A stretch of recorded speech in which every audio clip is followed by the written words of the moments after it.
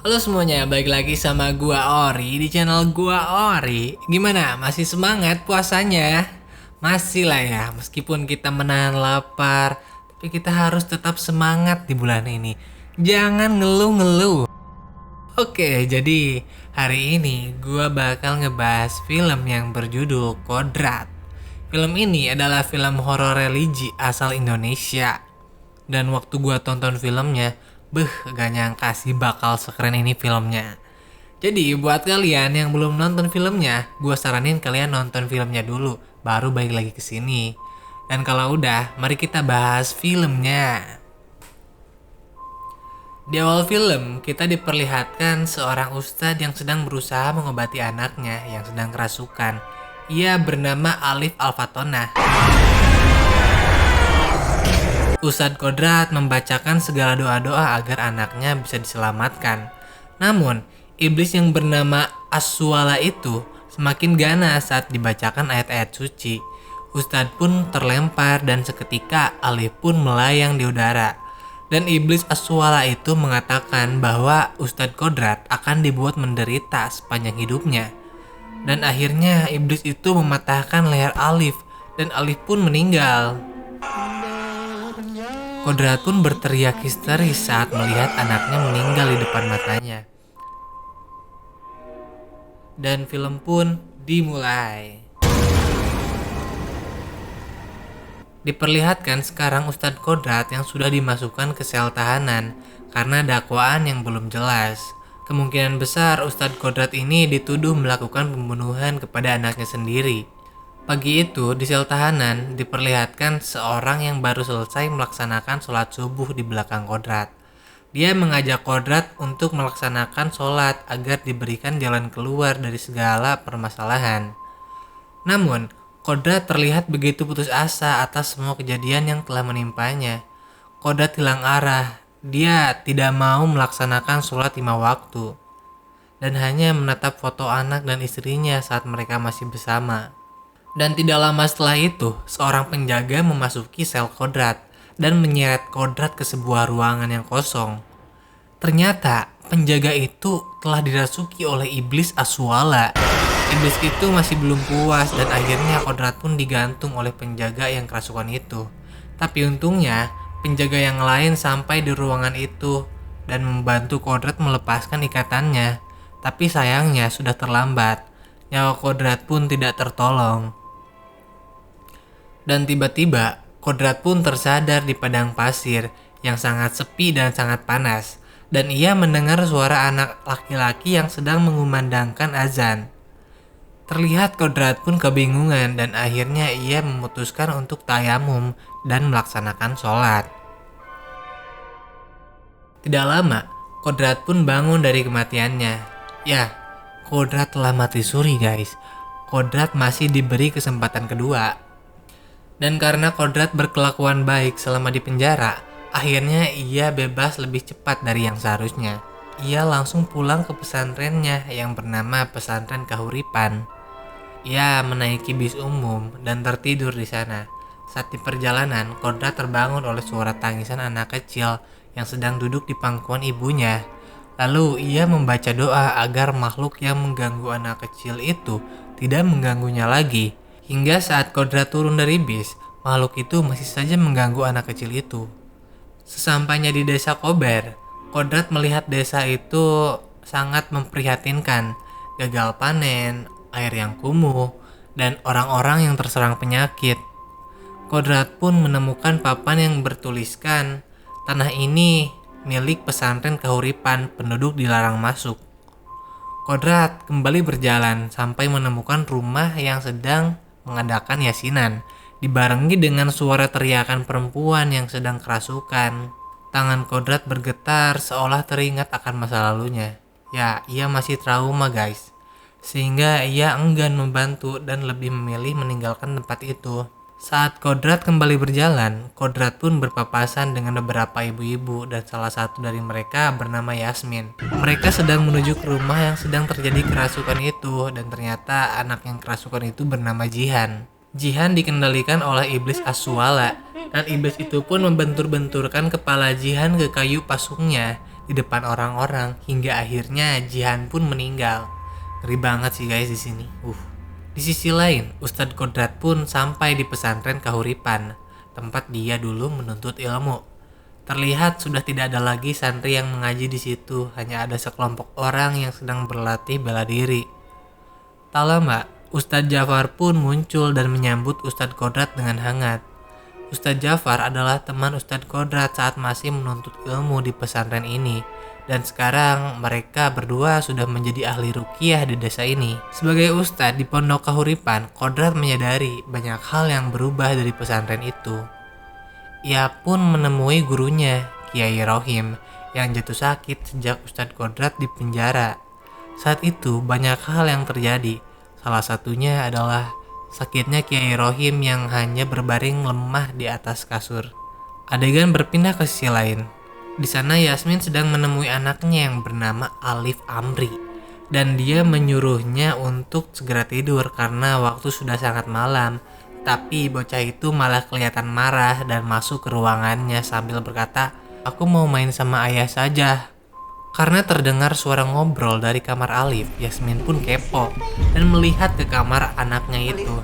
Dan ternyata Alif sedang ngobrol sama sosok yang ada di lemari itu, yang disangkanya ayahnya yang sudah meninggal.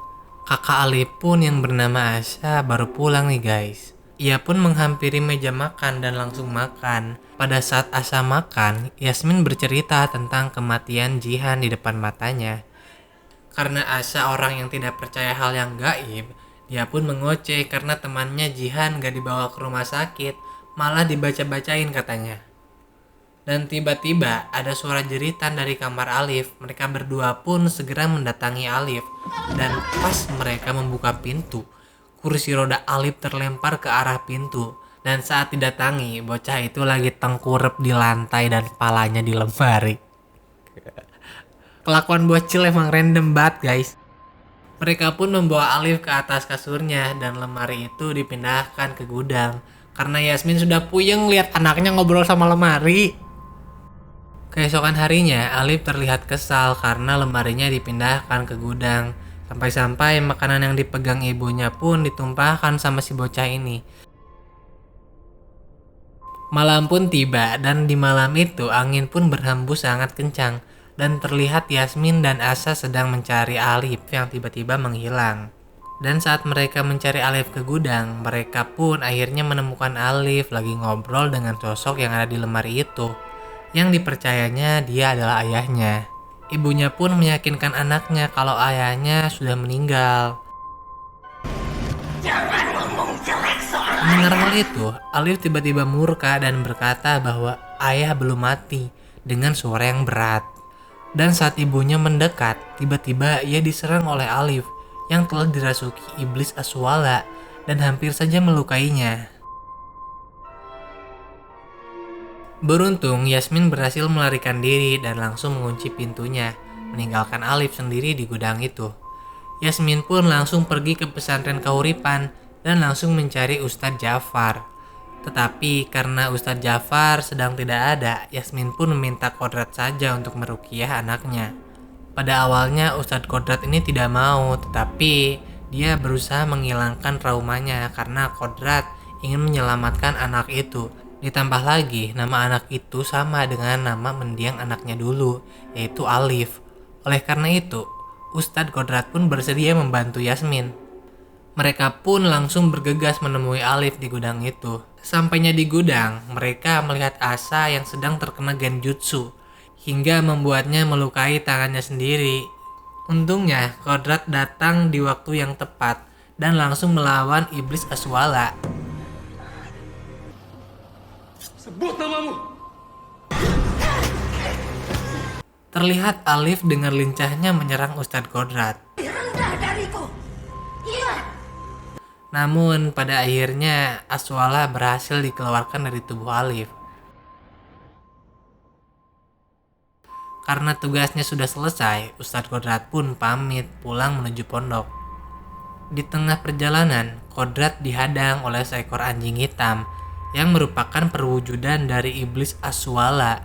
Dan seketika itu muncul bayangan Alif, anak Kodrat yang berteriak minta tolong. Karena terkejut melihat bayangan itu, Kodrat pun jatuh ke jurang dan terpelosok begitu jauh. Sementara itu di rumah Yasmin, Alif pun kembali kerasukan dan langsung menyerang kakak dan ibunya. Yasmin pun menyuruh Asa untuk menyusul Ustadz Kodrat dan membawanya kembali ke rumah. Namun saat Asa akan pergi, ternyata di depan rumah sudah ada Ustadz Jafar yang sudah siap mengobati kerasukan Alif. Saat mereka mau membawa Alif pergi, tiba-tiba Ustadz Kodrat muncul dan meminta agar Alif ditangani olehnya saja karena ia ingin mengalahkan iblis Aswala itu. Namun Jafar tetap tidak mengizinkan karena Jafar tak mau Kodrat mengulangi kesalahan yang sama dan tak mau membuat Alif meninggal. Dan Jafar pun mengingatkan kembali kepada Kodrat, apakah ia menolong Alif karena Allah atau karena ingin balas dendam. Dan Kodrat pun terdiam membisu. Keesokan harinya, Asa masih menunggu kabar dari adiknya yang masih ada di pesantren. Kodrat yang baru selesai melaksanakan sholat langsung melihat Asa dan mengajaknya untuk berjalan-jalan mengelilingi pondok. Ketika mereka sedang mengobrol, mereka melihat tantri yang sedang termenung sendirian di depan rumah. Tiba-tiba, suaminya mengusir Kodrat dengan kasar sampai memukulinya. Ia mengatakan bahwa pesantren Kahuripan sudah mengambil semua lahan pertanian warga, sampai-sampai warga desa di sana menjadi kelaparan dan kesusahan. Karena di sana banyak warga yang kesurupan, warga desa jadi mengandalkan Ustadz Jafar untuk melakukan ruqyah. Namun Ustadz Jafar meminta tanah mereka untuk menjadi bayarannya. Di saat pria itu sedang memukuli Kodrat, tiba-tiba istri dari pria itu melompat dari tempatnya karena sudah tidak kuat dengan beban hidupnya yang berat. Keesokan harinya ruqyah pun berhasil dan Alif sudah kembali sehat dan periang. Kodrat pun menatap ke arah Yasmin dan mengira-ngira kira-kira imbalan apa yang diterima Jafar dari keluarga tersebut. Ia berdebat dengan Jafar karena seharusnya mereka membantu warga desa dengan ikhlas, tapi Jafar malah menyalahgunakan agama untuk merampas uang dan tanah warga. Karena ingin membuat pesantrennya berkembang, serta ingin membangun masjid baru di sekitaran warga. Kodrat pun bertanya kepada Jafar, manakah yang lebih penting, apakah pembangunan pesantren atau kemaslahatan umat? Jafar pun hanya bisa terdiam tanpa kata mendengar pertanyaan tersebut. Kodrat meminta Jafar agar tidak mengambil tanah dan kebun milik keluarga Yasmin, karena Yasmin membesarkan anak-anaknya hanya sendirian tanpa seorang suami. Dan akan menyulitkan hidup Yasmin kalau kebun milik keluarganya dirampas juga. Mendengar semua itu, sifat asli Jafar pun akhirnya keluar juga.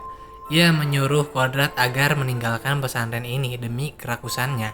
Jafar tega mengusir temannya yang sudah tak memiliki apa-apa. Di malam harinya, Yasmin memberikan Alif minuman yang diberikan oleh Ustadz Jafar. Dan sesaat setelah Alif meminum minuman itu, tiba-tiba listrik mati. Suasana pun mendadak menjadi mencekam. Yasmin meminta Asa untuk menjaga Alif di sini, sedangkan ia akan pergi ke gudang untuk menyalakan generator listrik. Tapi sayangnya bahan bakarnya habis. Yasmin pun mengambil 1 jerigen bahan bakar untuk diisi ke generator listrik. Namun, banyak sekali gangguan yang dialami Yasmin, dari lampu yang ia bawa mati dengan sendirinya, dan suara lemari yang terbuka sendiri sampai-sampai membuat tangan Yasmin bergetar hebat dan kemudian menghamburkan korek apinya ke tanah.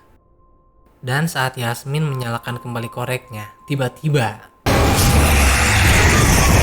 iblis Aswala menyerang Yasmin dan merasuki tubuh Yasmin. Di sisi lain, Asa merasa kalau ibunya tidak kunjung kembali yang membuatnya khawatir. Ia pun bergegas mencari ibunya Yasmin dan meninggalkan adiknya sendirian. Hingga seketika Yasmin pun muncul dari kegelapan dan menyuruh Asa untuk menemui Ustadz Jafar saat itu juga tanpa tahu kalau ibunya sedang dirasuki iblis jahat. Sementara di pesantren, Ustadz Kodrat mulai curiga kepada Jafar dan Kiai Rohim membisikkan sesuatu kepada Kodrat bahwa Jafar menyembah berhala.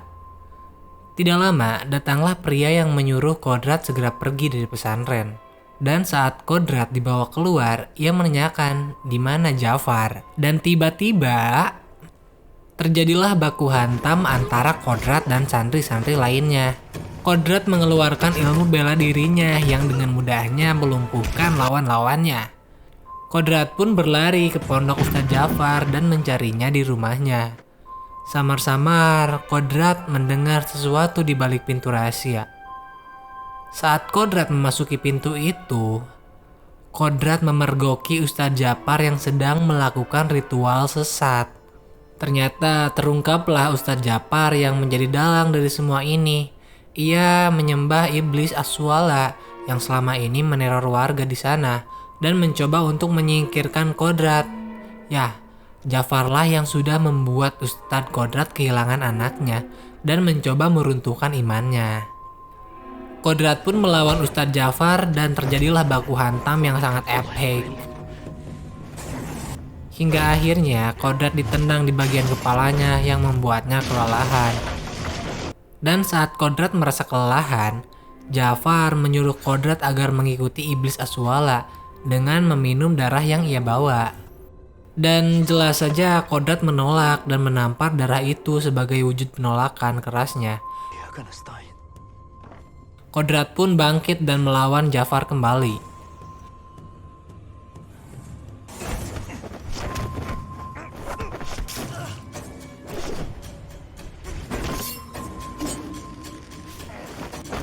Hingga pada akhirnya Jafar pun kalah dan tidak sadarkan diri setelah dihantam sepatu Kodrat. Tiba-tiba Asa datang mencari Ustadz Jafar dan terpaku melihat semua kejadian itu. Di sisi lain, Yasmin sedang menuangkan bahan bakar ke kursi roda Alif dan membakarnya. Dan setelah itu Yasmin mengubur anaknya hidup-hidup sampai Alif sudah tidak kelihatan lagi. Kodrat dan Asa pun sampai di gudang itu dan melihat Yasmin sedang mengubur sesuatu. Asa menanyakan kepada ibunya di mana Alif. Namun saat Yasmin membalikkan badan, mereka kaget karena Yasmin sudah berubah jadi menyeramkan. Yasmin yang sudah dirasuki mengucapkan salam kepada Kodrat. Assalamualaikum Ustadz Kodrat.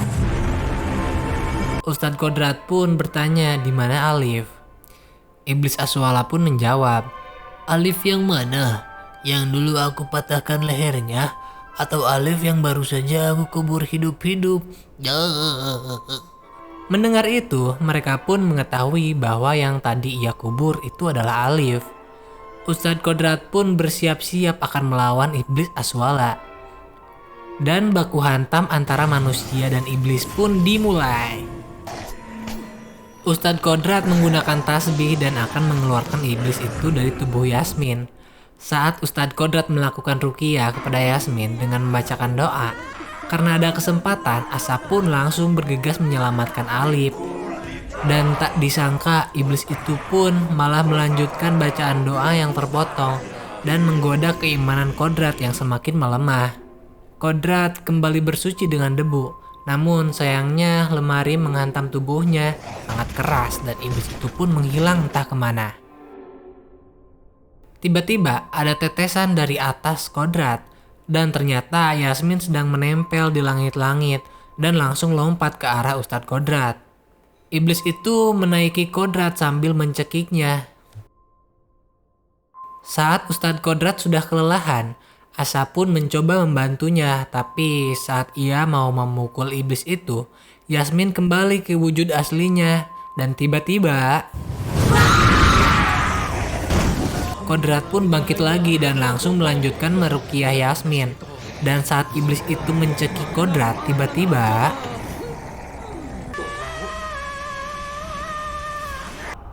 mereka berdua melayang di udara. Sumpah sih. Sini keren kali guys. Ustadz Kodrat terus melanjutkan ruqyahnya dan akhirnya ia berhasil mengusir iblis itu dari tubuh Yasmin sambil terjatuh dari udara. Gak kebayang sih itu Ustadz Kodrat sakit pinggangnya kayak gimana guys. Yasmin langsung bertanya pada Asa, Alif di mana? Dengan sakit pinggang yang masih terasa nyut-nyutan, Kodrat langsung menggali tanah tersebut dengan tangan kosong. Anak itu pun bangkit dari kubur dengan menyerupai wajah anaknya Kodrat yaitu Alif Alfatona, dan minta Kodrat agar ikut bersamanya agar bisa bersama lagi bersama keluarganya.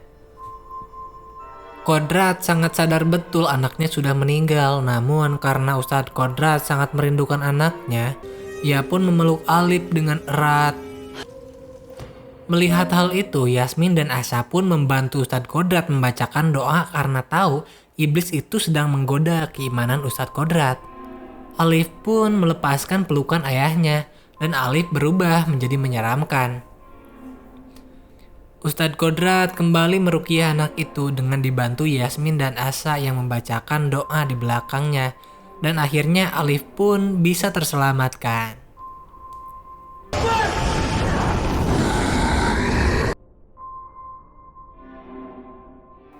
Enam bulan berlalu, kondisi pesantren Kahuripan sudah kembali dengan normal, dan sudah banyak santri yang mengaji lagi di pesantren itu seperti dulu kala. Kiai Rohim juga sudah sehat sekarang dan terlihat senang semua ini sudah berlalu. Kodrat langsung pamit kepada Kiai karena ingin mencari keberadaan istrinya yang bernama Azizah. Dan Kiai Rohim memberikan motor kepada Kodrat untuk mempermudah perjalanan Kodrat dan juga sebagai rasa terima kasihnya karena sudah memulihkan pesantren ini seperti sedia kala. Dalam perjalanan meninggalkan desa, Kodrat bertemu dengan Yasmin dan kedua anaknya. Alif berusaha berdiri dan meminta Ustadz Kodrat agar kembali suatu hari nanti, dan Ustadz Kodrat pun pergi. Diperlihatkan perjalanan Ustadz Kodrat dibarengi dengan awan hitam dan petir, seolah-olah menandakan perjalanan Ustadz Kodrat akan semakin berat dan dipenuhi rintangan. Dan film pun tamat. Banyak banget guys pelajaran yang bisa kita petik dari film ini. Buat editing dan actingnya udah terbaik sih menurut gue. Apalagi pas pertarungan terakhir, Kodrat melawan Aswala, itu keren parah sih. Gua kasih rating film ini 8,5/10. Oke, mungkin segini aja review dan pembahasan film Kodrat. Jangan lupa like, comment, share, dan subscribe agar kalian tidak ketinggalan kalau ada video menarik lainnya. Makasih udah nonton dan sampai jumpa di next video. Bye!